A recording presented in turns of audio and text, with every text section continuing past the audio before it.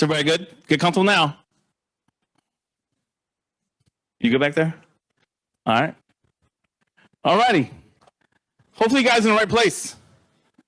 This is another InsurTech event. We want to welcome you to Underwriting Data. What matters? You got to make the face when you say it, right? Matters.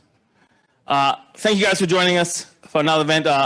Troy Luke could be here today because he's keeping us safe. He wasn't feeling well, and we thought it was the best idea for him to stay back, but he is definitely missing the festivities. So I just want to call him out and call him doing the right thing. And but it was a fight, I'm not gonna lie. With that, let's first thank our sponsors for making this event possible. EPAM, Avanta, Evershed Sutherland, Instabase, Plank, and Salonis. So without them, they help us get to these events. So thank you very much. We'll take the claps.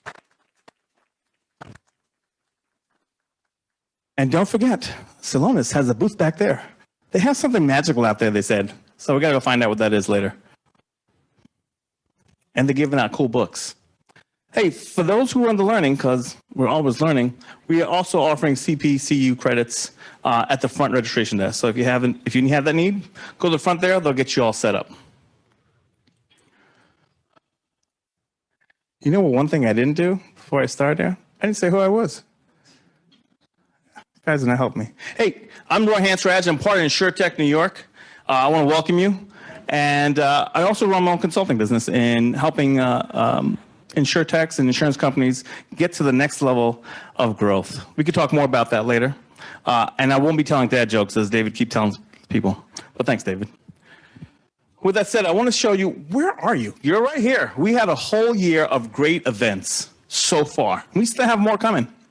But we went through great ones of public events, and the next one's coming up is Resilience and Claims in San Fran. We also had a great roundtable this year. We had an early stage competition, as well as a growth stage accelerator, which has happened yesterday and today with the MGA Lab, as well as the demo day today. So those pitches, they happened this morning. So if you have others, open mic night is tomorrow. Thanks. That's a joke, sorry.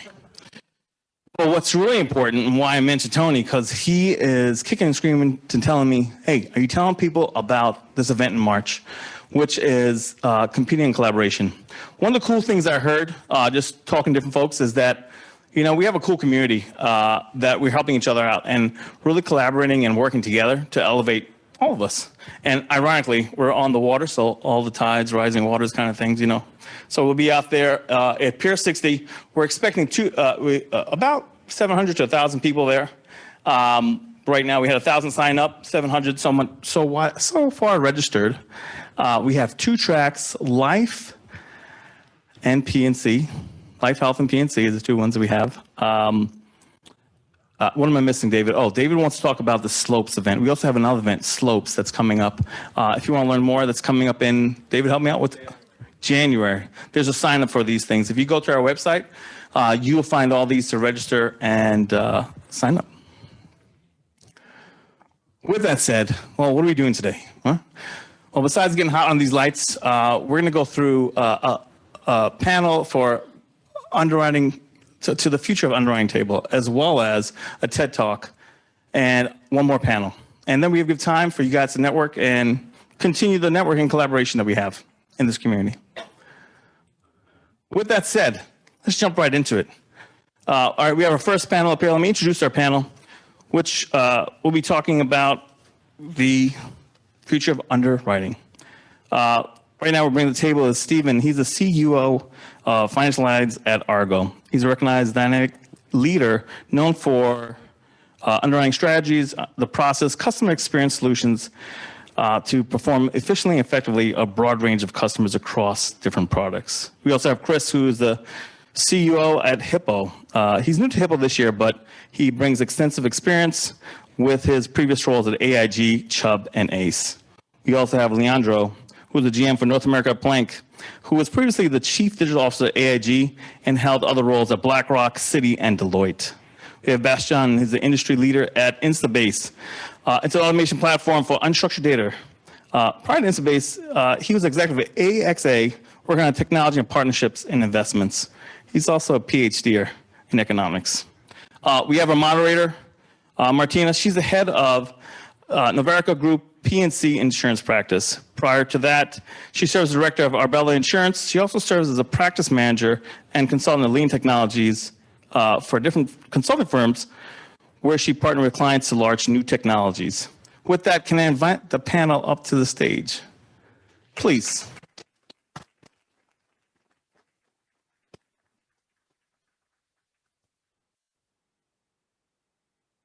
I'm going to give this one to Martina. I'm going to have Martina kick off and give a little background as well. All right, great. Thank you, everyone, for joining us and having me here and our guest panelists. As mentioned before, my name is Martina Conlin, and I lead the P&C practice at IT Novarica, which is a research and advisory firm focused on insurance technology. And so we help our 150 insurer clients with making better, faster technology decisions and operational strategies. So this afternoon, or this evening, we're going to be talking about the future of underwriting and with our esteemed panelists. And I thought I would set the stage and just having a very quick discussion around some of the trends that we are seeing out in the industry as part of our research and our work with our insurer clients. Certainly, data obviously has been long and true to core to the underwriting process. And we're finding there are two areas where data is making a significant difference, as well as AI-enabled technologies in order to make the underwriters more effective, more efficient, and have better outcomes. So we're certainly seeing there's lots and lots of adoption of on the submission end of things, intelligent text ingestion. Certainly, we're going to hear more about that today. Submission streamlining platforms that really service the end-to-end life cycle of insurance from a prospect all the way to back-end insurer, including the distributors. We're seeing insurers really open up their solutions and their functions through APIs and allowing the APIs to be leveraged across the insurance life cycle. And additionally, we're seeing more and more end-to-end integration from distributors to carriers to reinsurers and MGAs and all across that distribution path. So that insurers are intaking better quality data, sourced not just from the agent and the prospects, obviously, but from great third-party data providers that are integrating it for them and allowing them to incorporate it into their underwriting systems much more efficiently than they have been able to in the past. And with our clients, there are lots and lots of proof of concepts going on with these technologies and plans to really incorporate them and see those benefits in underwriting results. Additionally, we're also seeing on the end of underwriting enablement, meaning helping the underwriter do a better job at underwriting, in the fact that we have great third-party platforms like Plank and others that really will incorporate data from lots of different sources and present it to the underwriter in the right time in his process or her process.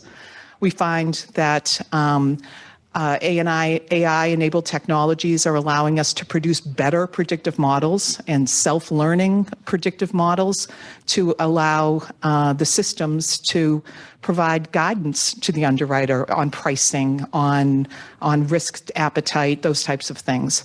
So really all of the available new data and the analytics technologies that we have available to us are really aggressively being adopted by the insurance community. And so today, we're really going to talk about three major themes. We're going to talk a little bit about the way we used to underwrite in linear underwriting, and we're going to talk about how we underwrite now and leveraging these technologies. We're going to talk about really what's possible to outsource to technology and what will allow the underwriter to focus on being a better underwriter. And finally, we'll talk about overcoming some regulatory hurdles when it comes to leveraging certain types of data and AI technologies in particular. And so with that, if I could ask our panelists to just do a really quick introduction. I know that Roy gave us a quick introduction, but if you could talk a little bit about your company and sort of what's special about the underwriting approach or the approach of your company or underwriting organization. And Sebastian, do you want to start first? Oop. There we go. So thank you for being here. It's a pleasure to spend a little bit of time with all of you here tonight and to be on this wonderful panel. I'm looking forward to a great discussion. So my name is Bastiaan. I'm the insurance leader here at InsurBase. And InsurBase is the automation platform for unstructured data. As it pertains to underwriting, that refers to the commercial submission that comes in by email with a broker presentation, loss run, schedule value, all of these types of documents that take time for the underwriter to go through and extract the relevant data points. We make that process far more efficient by pulling all of those data points out of the relevant documents and populate an underwriting workbench in order to make the underwriter focus on those like edge use cases, make his or her job more fun, and to be focus on higher quality underwriting. But we do this for any type of unstructured documents. It applies also for risk engineering reports, for example, or previously in the discussions we spoke about cyber reports that are being prepared by engineers who go into the company in order to create a report about like cyber risks. Every type of unstructured document, InsurBase is able to process and extract the relevant data for underwriting purposes. That's InsurBase. Great. Leandro? See, this should be working. Thank you. Thanks, everybody. Blank is somewhat similar to you, but we don't compete. We also work with unstructured data, but it's slightly different manner. The platform basically takes two inputs, a business name and an address. And with that, right, and if I can summarize it very quickly, in 3 steps, right, the first step is normalize that, because as we know, commercial carriers do not have, and do not get a lot of very standardized, even addresses or business names, doing business as or legal names. But we take that. With that, we'll go to pretty much everything that is publicly available, all the open web, publicly available data sources about that entity, bring it in, and it could be pictures from Yelp, customer reviews, HTML extractions, you name it. Bring that all in, and then transform those sort of raw data points into meaningful underwriting risk insights, right? It could be something as simple as hours of operation of a restaurant. What are the true hours of operation of that restaurant? All the way to much more complex, risk and underwriting insights. How it's delivered, you mentioned a little bit about it. It's delivered via API. It's delivered via a web portal. It's however the underwriter wants, really. So that's sort of what we do. And Chris? Thank you. Chris Donahue, I'm the Chief Underwriting Officer and run the MGA at Hippo. Hippo's mission is to protect the joy of home ownership, right? In most people's lives, the most valuable asset that they purchase is their home. We want to be a partner in protecting that home.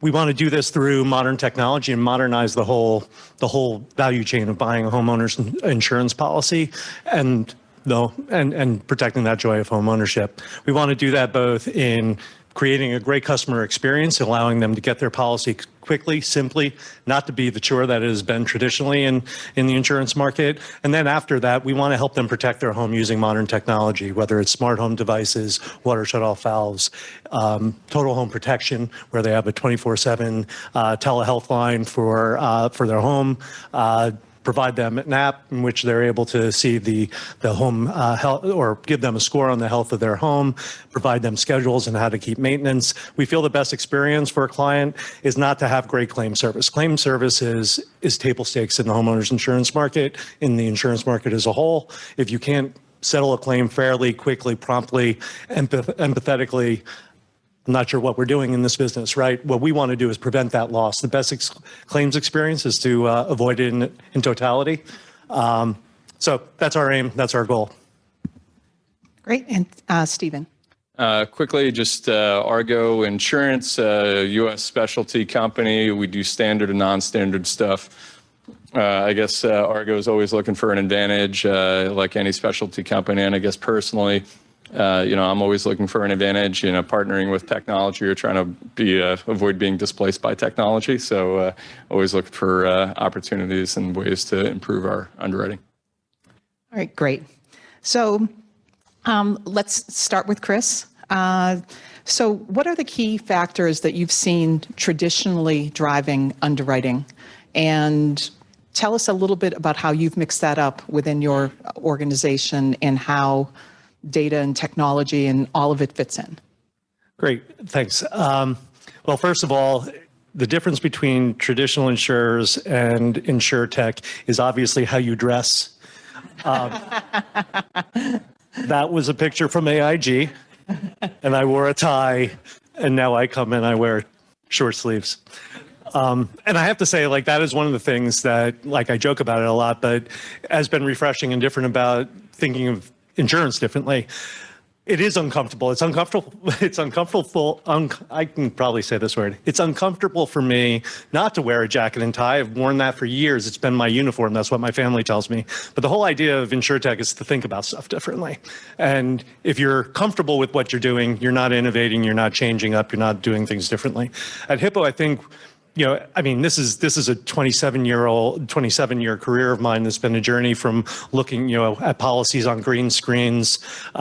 You're basically relying on customer provided data, whether they know anything about their home or they don't know anything about their home, whether the agent really has any idea what they've seen. I remember in the 1990s looking at pictures where there's a plastic fire hydrant in front of the homes. We've come a long way. How do we use that data today, right? I think that is the number one way in which things are different, the way that we can bring data in. Used to look at paper applications. We haven't done that in a long time. I have more recently than I wish to remember looked at a green screen. But the key here is how do we bring data into the process and create a better customer experience for the client. So at new business, we can pull third-party data. We can give you a quote in 90 seconds. We can bind a policy in 5 minutes. And that should be straight through processing. We should have done a good enough job understanding what the exposure is at that point. We have enough information available to us to make a decision there. We maybe have to do a little post-bind work, but that can all be automated. We're underwriting a book, $350 million book of business with about 5 or 6 underwriters. I remember being on a team underwriting that size book with about 50 people, right? You shouldn't need that many people with the amount of work that needs to be done.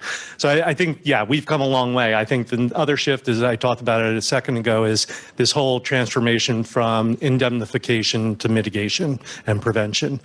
We should have a different view and a different thought all across insurance lines of business and health insurance, all the way to property and casualty insurance, where our goal here is to keep people healthy, keep the properties healthy, and then we don't have the claims, we don't have the reactionary type of behavior in a claim situation. Instead, what we have is prevention, mitigation, helping people manage their assets. Great. So Stephen, next question is for you. So when we look at financial lines specifically, what are the lessons we can learn from underwriting financial lines that may be principles that we can apply and technologies that we can apply in other P&C or specialty lines? Sure, I'll try and address that. But I guess the biggest thing, since we're talking about linear, models, they just don't work in financial lines. Love financial lines. Risk is dynamic, can change from year to year, can be influenced by the economy, regulatory, whatever it may be. There's a lack of centralized loss data. Companies have typically terrible structured loss data. The market can swing wildly in competition, but nonetheless, the industry is kind of littered with these linear models, and at the end of the day, it just doesn't work. Financial lines tries to address their more dynamic market and risk environment by having very broad when we file things with regulators, really broad kind of leeway to sort of, swing on our risk process. And just to clarify for everyone in the audience, financial lines include D&O primarily? D&O, cyber, professional liability, malpractice, and what I love about it, it's the area that like you can really outperform, in inefficient marketplaces where there's the area for performance.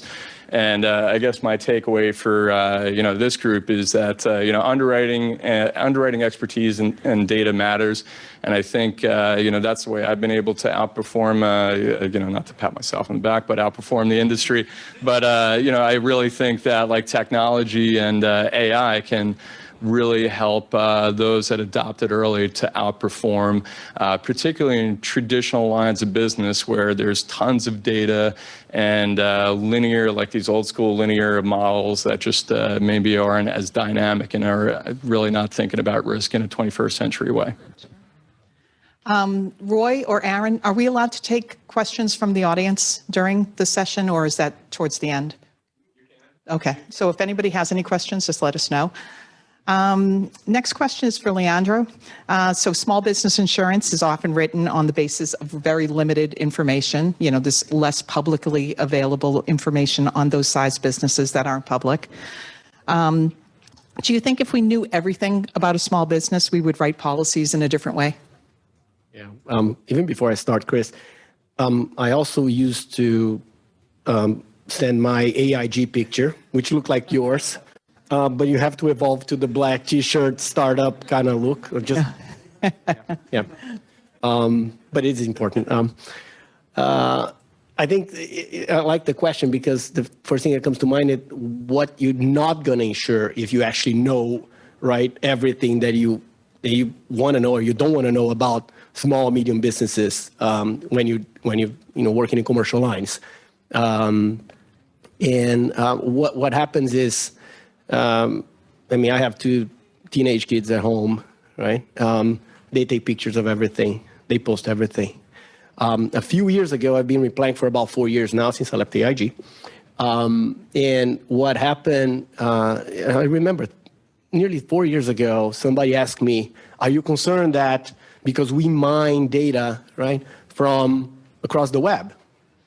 And I don't know why somebody actually asked me in one of these conferences, saying, are you concerned this data is going to dry and you won't be able to mine that data? And I'm like, no, it's exactly the opposite, right? There's only more and more data available about everything, right? It could be a small, medium, personal lines, which we don't touch for obvious reasons, right? But it's just growing. So the ability to mine that data, if you have the ability to mine the data, think about small, medium businesses, and use that data intelligently for underwriting, you're going to become smarter, period, right? It is the ability to do it in a timely fashion, of course, right? And accurately, because there's a lot of garbage out there. So to the extent that you can indeed train these AI models, and I'm being very general about AI models, but to train those models to actually identify that data, right, and bring it in and account for the garbage that's going to be out there, the noise, by filtering the signal from the noise, which is later on, tonight. Yes, there's a ton of value. We've seen huge benefits, not just streamlining the underwriting process, but also improving the lift in some of these loss models and claim models out there, right? Just incorporating new variables into those models. So it's huge. The lift is really tremendous. So yes, the answer is yes. And I think you've got to think about what you're not going to underwrite when you start learning indeed how those businesses operate. If that, that landscaper is also a roofer, right? Which is one of our preferred examples. The guy is like, yeah, you know what? During COVID, I was doing some, plumbing work, but then I cannot go inside the house. We saw that, right? I cannot go into anybody's homes anymore. Well, you know what? I'm also a landscaper. And I'm like, okay, right?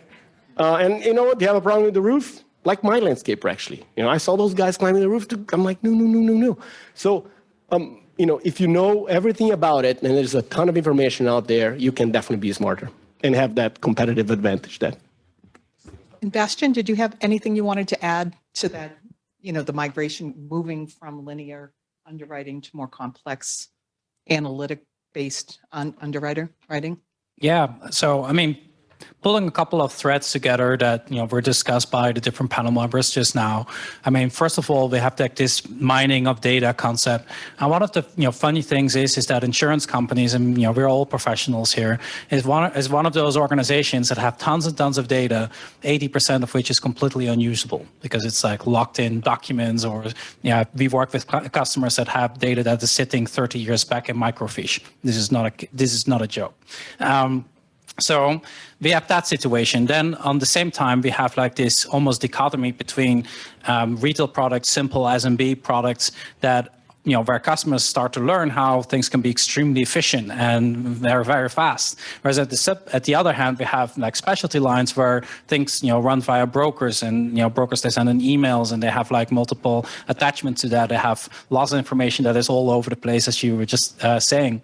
And so where I think where the real advantage is when you are starting to, wanting to mine that data is to actually take that, dispersed loss data, take those complex emails, take those long broker presentations, risk engineering reports, etc., and actually take out all of the data and make it available in a structured format, easy format for the underwriter to actually start underwriting on, and make his or her life just much, much easier. So applying that to actual underwriting models, I mean, like any other type of model, they run on data. So in order to actually do the fancy stuff that we all would like to do, let's first start leveraging the data that the insurer actually already has, and then do the fancy modeling on top of that. That would be my takeaway. All right, great. So let's talk a little bit about what we can outsource to technology in the underwriting process. So Chris, we'll start with you. So there are a number of insurers that are no longer using credit score as the master indication of risk. The actual driving history and driving information is starting to be used in auto. What are you seeing, and what do you think about that elimination of using credit score, how it's going to roll over into other lines of business, in other markets? I think the proliferation of data, the more data that's available to us to make decisions, will necessarily lessen the signal of any single variable, such as credit. I personally, my opinion is, credit is still a very useful and predictive factor in loss cost modeling. I've yet to see any study that I have done internally that shows anything differently. We are using it, and that's just a matter of public record, so it would be disingenuous for me to say anything differently. And we're using it wherever it's legal, right? Wherever it's allowed regulatorily. If it becomes disallowed, I think there's a lot of other information that we can use to get to proper rate for the risk. I think as we go through, we're a smaller carrier. We're in the early days. We're 5 years old of taking risk. We cannot compete, put the toe to toe with larger carriers that have 50 years of experience and $10+ billion books of business. We have to actively go and look for third-party data that's unique and that's not being used actively in the market, to combine with traditional factors like insurance score, age of home, protection class, so on and so forth. We need to supplement that with really interesting information. There's a huge amount of information from aerial imagery that vendors are using to identify unique risk characteristics using AI. We seek those partnerships actively so that we can use that information and create a competitive advantage by using that information uniquely in how we price. I think if we sit here and continue to rely on traditional factors, including insurance score, incredibly so, well, then we're going to get left behind. We want to be able to push the market forward using that third-party data to try to close that gap with some of the traditional insurers that have way more data than what we have. Great. Sebastian, we'll start with you next. How do you see the use of unstructured data from loss runs and behavioral analysis playing into the future of underwriting and underwriting processes? Well, I mean, first of all, I think that it's already being used loss in runs are- underwriting. But behavioral analysis, not as quite as much. No, that would be right. So my experience is predominantly in commercial insurance and life insurance. That's where I found, my career over the last 10 years or so. I think when you are thinking about any type of reports that are being generated, then you're thinking about how, for example, a risk engineer goes walk around in a company just to see how the company is actually working, they're maintaining their building right, all of these types of things that will inform property underwriting, for example. I think that this type of very rich data, and I think that's actually the core of your question, how to leverage more rich data as part of the underwriting process. I mean, before we didn't really have the ability to process that type of highly unstructured data that sits in these very, very rich reports or any other types of rich documents or any other type of vehicle that contains this data. With the leveraging AI and machine learning, we have come a long way to actually make this type of highly variable data in a structured format available to our underwriting tables and rules engines and things like that. I think that's when you are thinking about that, that's we will going forward be leveraging much more richer data as part of our underwriting processes. Do I see, and this might be a loaded question, but do I see underwriting completely changing over the next 5 years? Actually, no.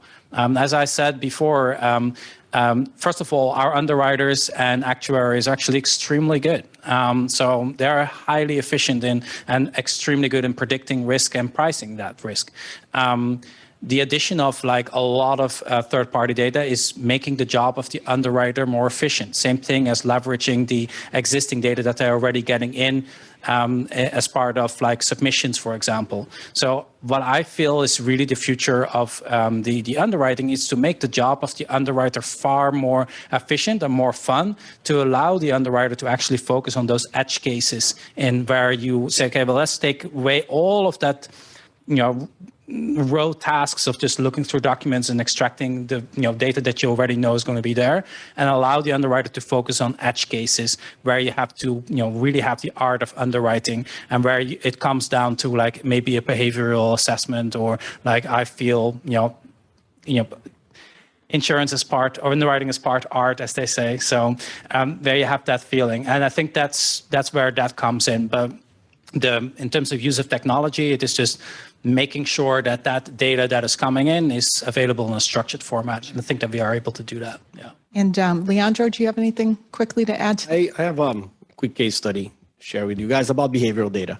So one of our customers, their actuarial department and data science working together, believe it or not, they came to us and said, we'd have some hypothesis, right? They always had a hypothesis. Workers' comp, it's about $1 billion book. I can't reveal the customer's name, of course, but it's about $1 billion workers' comp. And they said, we have some hypothesis, but we never had the data to test the hypothesis. Can you help us get the data? And then we're going to test the hypothesis. One of they had several, by the way, but two hypotheses that they had in terms of behavioral was, we're thinking that small, medium businesses, especially medium businesses in this case, that have a high satisfaction of amongst their employees are less likely to have workers' comp claims. Kind of makes sense. How are we going to measure that? And the second one was the quality of the management team in that medium business is also a driver of lower or higher workers' comp claims. So we created the data, and you can think about the places where our platform goes to get that kind of data, right? Without being specific examples, right? It could be Glassdoor, it could be LinkedIn, right? We got to address the bias, of course, right? Especially if you think about Glassdoor. If you haven't checked it, I did.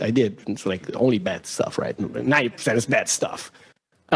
Disgruntled employees. But again, that's when you train the AI model to actually interpret that behavior, create the scores, And then the actuarial team said, okay, let me see if there's lift here. And yes, there was a huge lift in terms of identifying those businesses that have strong management and they have, kind of happy employees. And surprise, surprise, much lower losses, much, lower claim propensity. So that's one example.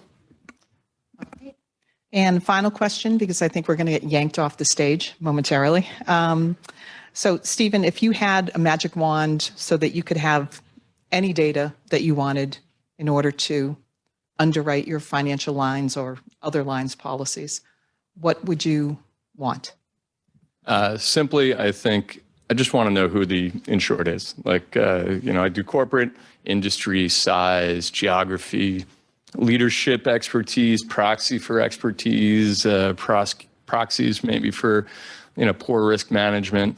At the end of the day, it's, for I think every line, you have a risk. How does that person manage risk, even if it's auto or, life, so, at the end of the day, if I know about the insured, I don't need to ask them. I don't need to ask the broker. The underwriter doesn't need to input it. I can spend a lot of my time doing things that are either a lot more productive or a lot more fun, like entertaining brokers. All right, great. With that, I think that, is Roy gone? Oh, you're hiding back there. Do we have a few more minutes? Oh, all right, great. So the industry is starting to adopt AI-enabled advanced analytics, unsupervised machine learning, and self-improving types of predictive models and other types of models, and fine-tuning of underwriting rules as more information is available, happening more real-time, not real-time necessarily, but more real-time. So have you seen this in your marketplace? And this is a question to all four of you. What are you seeing as activity around this, and anything interesting that you've observed in the marketplace around leveraging these AI-enabled models versus more traditional predictive models? Oh, sure. I'll lead off. So in the personal lines market, I think, you're seeing it. There's a regulatory component to this, and I think this is really interesting and a challenge to the industry. Is you can see it used in marketing and in customer-driven type of research. And because there's a lot less regulation around that, that's where it's going to start in identifying a customer. And I think marketing is underwriting.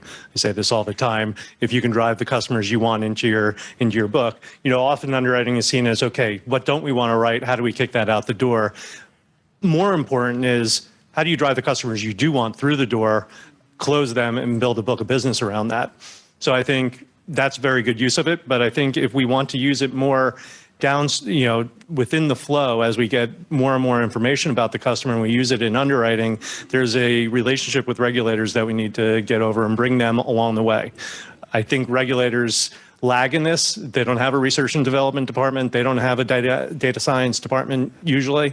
So it's incumbent upon us to work closely with the regulators, bring them along the journey, understand what it is we're trying to do, understand that it is unbiased, that it's to the benefit of the client, it's to the benefit of to the companies and to the industry and for the health of the marketplace.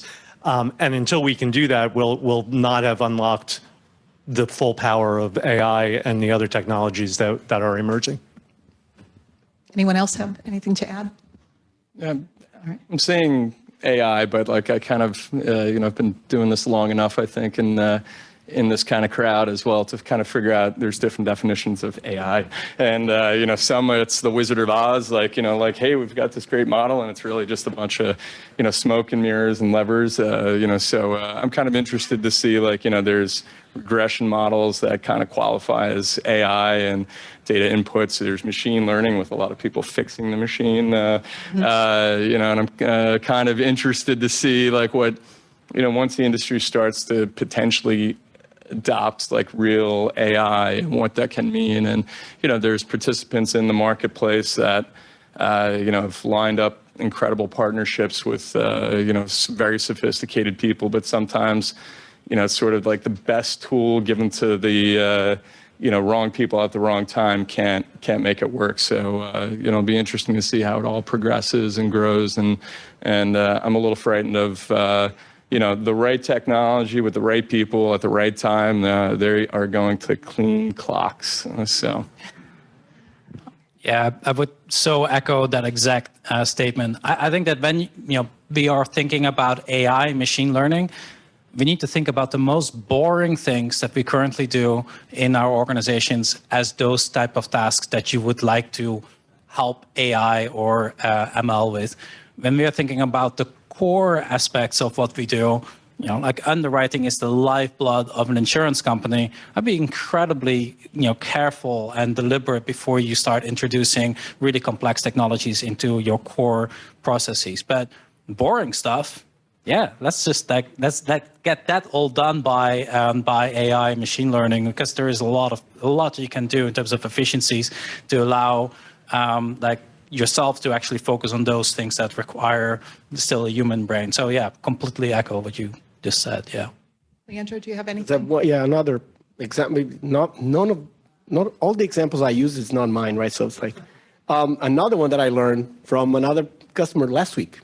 In terms of trying to identify, leverage AI, of course, but try to identify those new insights.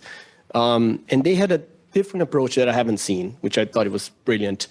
They look at those variables, but they were thinking about, because we are, of course, heavily regulated, commercial lines as well, personal lines everywhere across the board. But they look at this in sort of 3 dimensions. The first dimension was they identified a ton of insights that could be helpful for underwriting, could be eventually helpful for pricing. But they said, is it credible? That was the first one. Even before, right, if it's meaningful statistically speaking, but is it credible? Is it intuitive? Because a lot of these insights are completely counterintuitive. Try to explain that to a regulator, right? Oh yeah, it came from an AI model. It gets worse. And then the last part is it predictive, right? And they look at those in this sort of 3-dimensional approach. I thought it was brilliant, right? And that's going to allow them to say, okay, these ones here, I may even file for new rates using them. These ones here, just go to my underwriting criteria. I'm going to adjust my risk appetite here and there, right? But that's how they're leveraging it. And everything, and we've been pushing, internally, our R&D goes bananas, but it needs to be explainable to some extent, right? It's AI, the black box, nobody likes this. How we make that a little bit more explainable, and that approach that I thought they took, just last week they presented to us, it was brilliant. Great. Well, that is the end of our panel. Thank you all very much for participating, and we'll pass it back to Roy. Thank you. Thank you, Martina. Thank you, panel. My key takeaways are that, hey, of course, streamline the data, rich data, get a black T-shirt, and move the hydrant in front of my house for my dog because AI might think that's bad. Okay. With that said, moving forward, hey, if you guys are out there, you can, if there's seats in here, you can come in there. I'll give you time to shuffle if you want. Or stretch out. I do have one disclaimer because there are lawyers and insurance folks in there. The heaters do get hot. For those who are sitting in heaters, I experienced it myself. So just be aware. That's all I'm saying. With that, we have our TED Talk slide. There you go. All right. I'm going to introduce Megha Shah. She is a partner at Evershed Sutherland. She's really focused on litigation and international investment, and with the emphasis of emerging and disruptive industries, and even including cannabis. She's a co-author of Cannabis, 50 States Compendium, co-chair of the board of directors of Sapna New York, a nonprofit transforming the lives of South Asian immigrant women in New York City. With that, let me just pass it over to her and get us back on track. Thank you. Thank you. Oh, sure. No problem. Hi, good evening. Thanks for having me here, and thank you, Roy. Despite what you might have heard, I'm not going to be talking about cannabis in my talk. So I'm here to talk to you about proxy discrimination and AI. And, before I sort of dive into what proxy discrimination is, I think we really have to start with kind of a review of where we are, just the times that we're living in. So we're really living in this age of increasing personal, corporate, and critically technological accountability. And in recent years, these significant sociocultural events that we're all familiar with, a global health pandemic, the murders of George Floyd, Ahmaud Arbery, and numerous others, and the resulting renewed focus on racial justice movements have really spotlighted the issues of systemic oppression and really prompted a re-examination of the systems that contribute to those inequities, including the systems of financial services and insurance. And this sort of call to accountability extends far beyond just examining, the day-to-day conduct of individuals or companies. And it really extends to scrutiny of the data, the machines, and the accompanying processes that are used every day to make important decisions about our lives.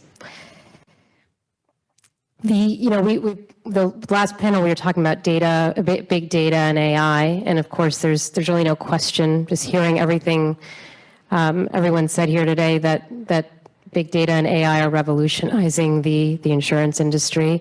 Big data provides the industry with these immense amounts of data to make better predictions. AI, in the broadest sense of the word, provides the industry with the tools to make the optimal use of that data. The insurance industry uses big data and AI across all aspects of its business, from marketing and advertising to underwriting and rate making to claims handling and beyond. But as the industry evolves, there's this growing awareness of the unintended consequences of the use of big data and AI. And as valuable and powerful as these tools are for insurers, there's increasing dialogue and increasing focus about how they also potentially amplify patterns of systemic oppression, including discriminating against protected groups. So what do we mean, when we talk about discrimination, when we think about that concept? Typically, when we think about discrimination, we think about treating people differently based on their membership in a protected group, race, age, sex, as a couple of examples. We call these protected groups because they're protected from discrimination under the law. But the use of AI and big data really compel us to shift our understanding of what discrimination means and how it can occur. These AI models use vast amounts of data to identify attributes that can serve as stand-ins for or proxies for protected classes. And that's what's known as proxy discrimination. Now, admittedly, the term proxy discrimination is sort of a muddled concept. It has a bit of a complex history and has been defined differently by different groups through time. But even without a consensus on the precise definition, its pivotal importance in this ongoing dialogue, the evolving dialogue about big data, AI, insurance, and social change, I think is very clear. AI models can potentially unintentionally discriminate against protected groups, and that's something that we have to pay attention to. So historically, proxy discrimination was sort of defined as a kind of intentional discrimination that was used in an effort to thwart the application of anti-discrimination laws. So, for example, in the last century, the middle of the last century, numerous insurers and financial services institutions, not overtly discriminating on the basis of race, would use other factors like zip codes or neighborhood borders in underwriting and pricing decisions. And that's the process we're familiar with known as redlining. In the modern day, though, when we talk about proxy discrimination, particularly when we talk about it in the context of AI, the definition has shifted to something more unintentional, to something more, meaning something more like correlation. So really, as a simple matter, proxy discrimination is understanding its muddled history and that it has this ongoing sort of complexity to it, is typically talked about as the use of a facially neutral factor like zip code or height being used as a stand-in or a proxy for protected class like age or race or sex.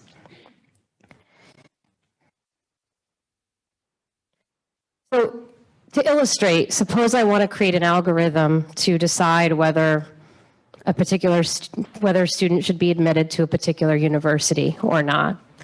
And one of my inputs to the algorithm is geographical location.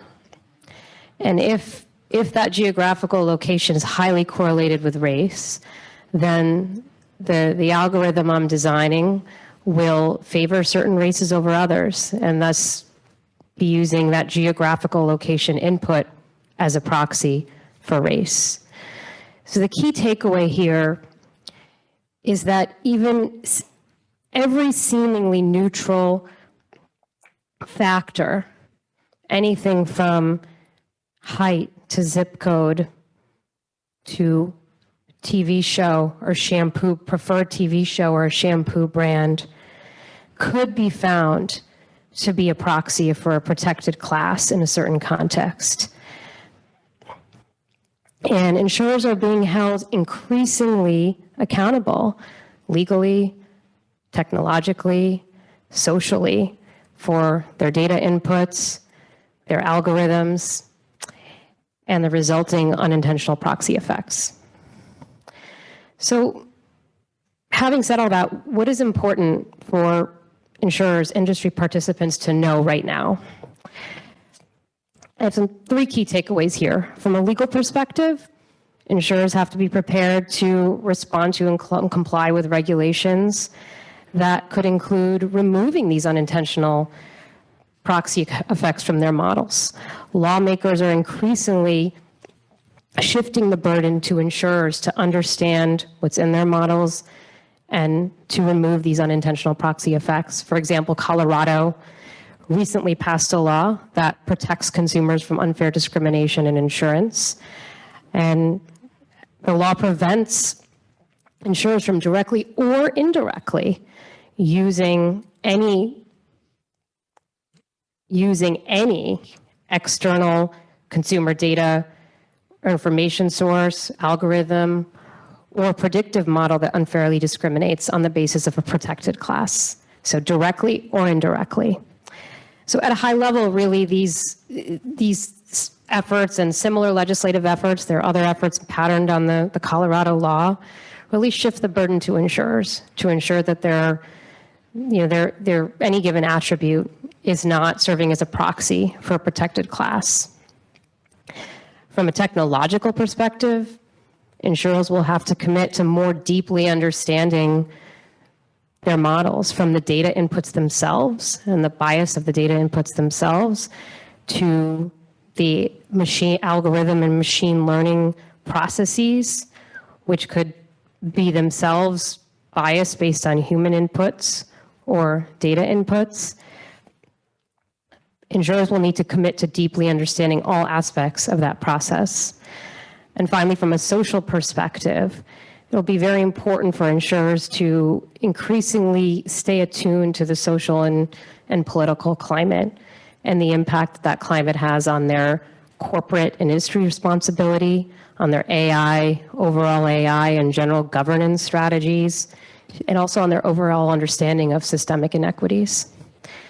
So really recognizing and heeding this call for accountability will result in insurers being able to strengthen their relationships with other stakeholders, consumers, regulators, and be vital participants, vital and substantive participants in this very dynamic and evolving dialogue about AI, big data, insurance, and social change. And while the AI landscape is still emerging, I think one thing is very clear.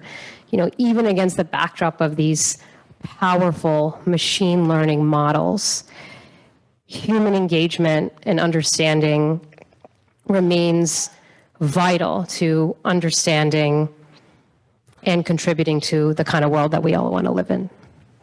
Thank you.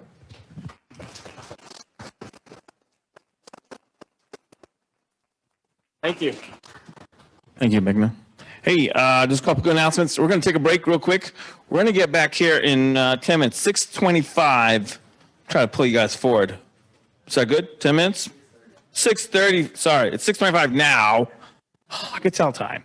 And we're going to pull you back at 6:35. Is that okay, guys? Any complaints? Get the bathrooms out now, because it's really weird when you walk across the stage like be that guy. But but if you guys can do that, this pizza's coming at 7 o'clock too. We're a little delayed on that too, but we'll get that too for you guys. All right? So I'll call you back in around 6:35.